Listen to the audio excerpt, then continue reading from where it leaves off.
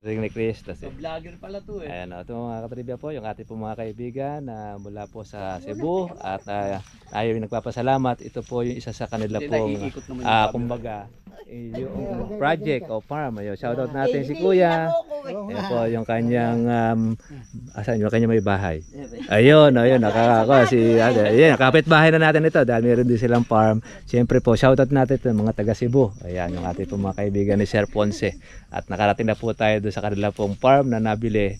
At yung pong mga plano at saka po yung mga bagay po na gagawin natin sa farm, isesenda lang po natin. Okay, God bless po sa inyong lahat. Bye-bye. Okay, kami muna kayo. Yan. para masulit po yung ating pagpasyal. Isipin niyo, Cebu pa kayo nang galing.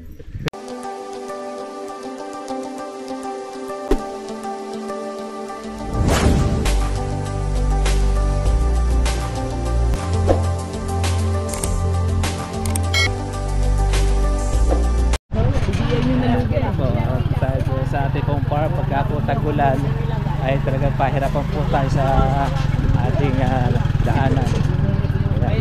Ang tanging nakakadaan dito yung 4x4 na ganito sasakyan. Pero napakalawak po ng lupa dito. Pakwa na itinanim naman rin ng kabila. Lalo rito sa may kabila, mababa yung area na yan, kaya pero maraming kalamansi dyan, sa taas.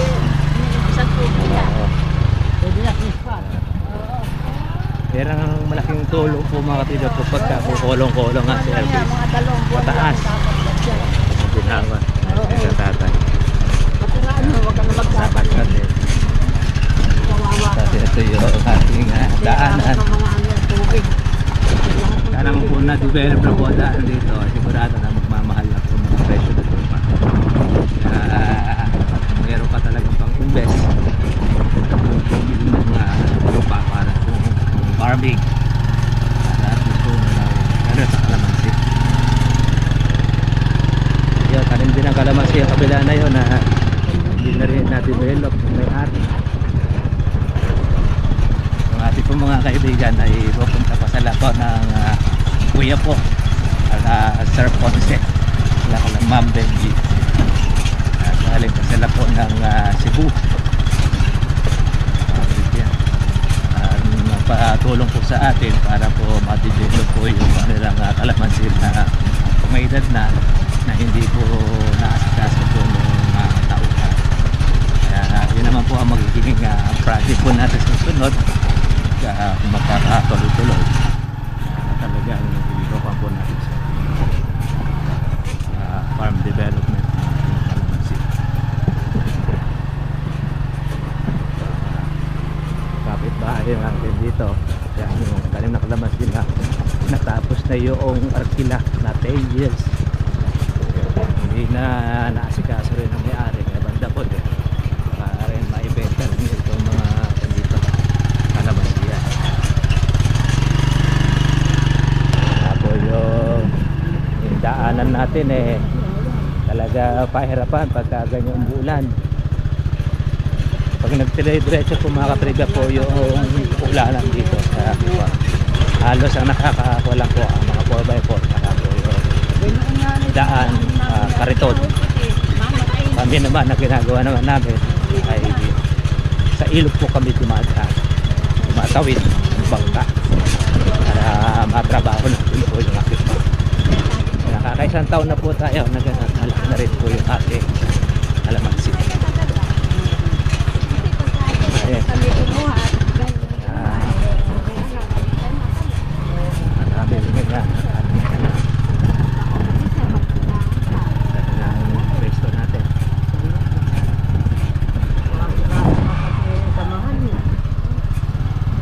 After nito takot-takot na linis sa sasakyan. Sulit na sulit ang carwash dito. Kaya kasama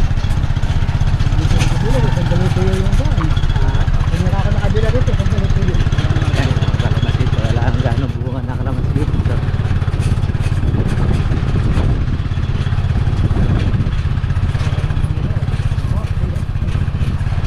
Hanggang dito yata si simento ano yan oh. Oh yes yan. kaya wag nakon yung project na yan. Takot daw ng buliran. Oo, tataas ang presyo ng lupa. Oo, iligit na dating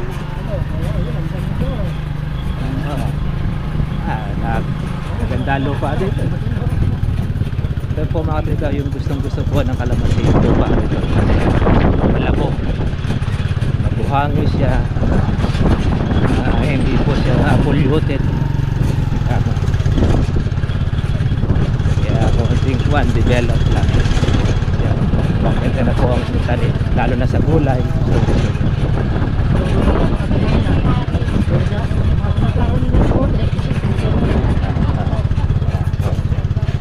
Yeah, ganyan po ang lupa dito. Pagka halimbawa pagka Tagaraw naman, wala yan. Alikabok naman.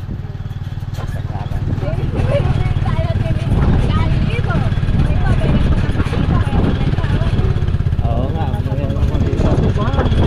pili mo.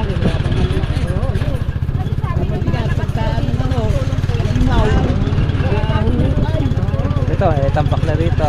Yan, ganyan sana. Maganda-ganda mo dito. O kaya maganda dyan, lahar.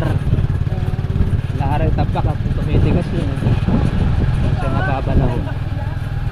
Ayan, maganda. Ganyan sana. Oo, kaya lang naubos na. Nahukay ng kariton. Hindi kasi yung mga nagkakariton, yun ang gusto nila, wag maayos ang daan. hindi sila kikita eh. Pag naayos kasi ang daan, wala na, sila hahakotin. Kaya nga, pabor at hindi pabor po yan eh. Yun, ang inyo pong service. Okay. Sige po. Okay, kita na lang tayo ulit sa susunod.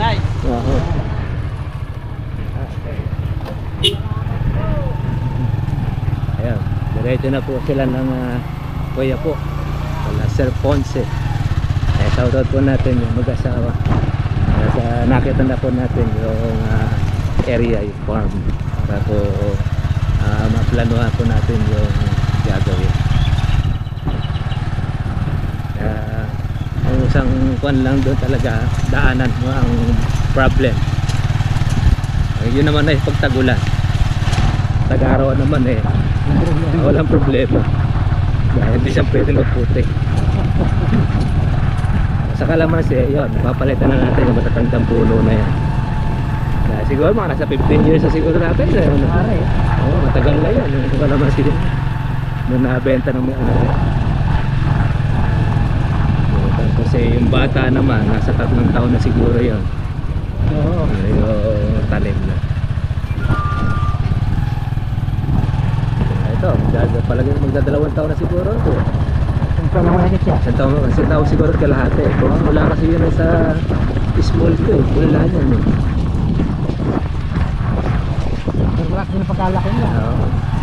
Kaya lang di rin masyado rin ako na may-ari. Hindi nakasikaso.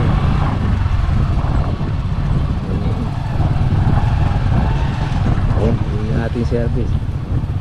Sige, tayo